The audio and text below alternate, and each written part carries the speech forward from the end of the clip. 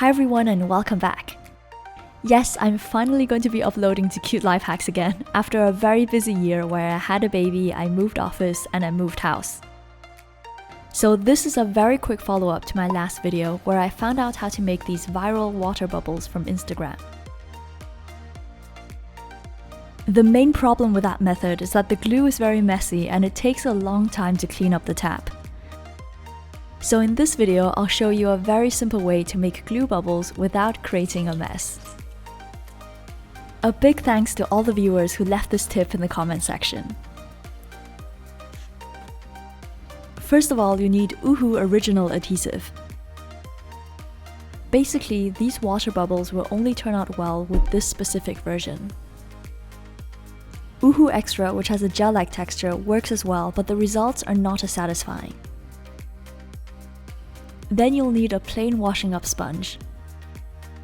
Just cut away the scrubbing pad side using a craft knife so you have something like this.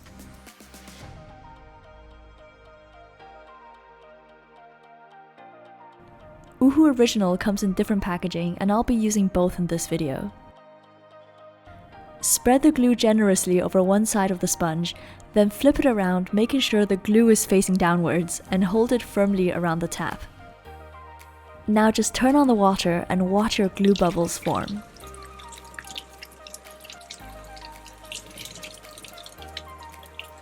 This method actually produces much bigger clusters of bubbles, which are really satisfying to pop. However, it does need a bit of fine-tuning, which I'll show you right now. The first problem I had was water spraying over the edge of the sponge, so be sure to hold all of the sides closed. It also helps if the sponge is larger, so you can always try it using a bath sponge. The next problem was that the water bubbles somehow didn't look as nice as the ones made directly from the tap. I think this depends on how fast the water travels through the sponge. In many of my attempts, the glue solidified too quickly, so it just somehow got stuck into the sponge, as you can see here. I found that the solution was to use warm water instead of cold. Warm water doesn't cause the glue to harden as quickly, so you have a few extra seconds of getting it to stretch into bubbles. The only downside is that warm water turns the surface cloudy, so your bubbles won't be perfectly transparent. However, these are still extremely fun to pop in your hands.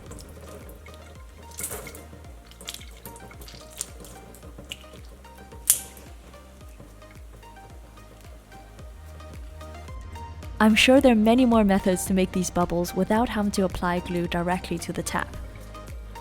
In the comment section under my last video, viewers have mentioned using a pen cap, paper funnels, or even your hand. So it could be fun to experiment with different things to see which one actually works. I'm Joanna, thank you for watching, and I'll see you in my next video. Bye!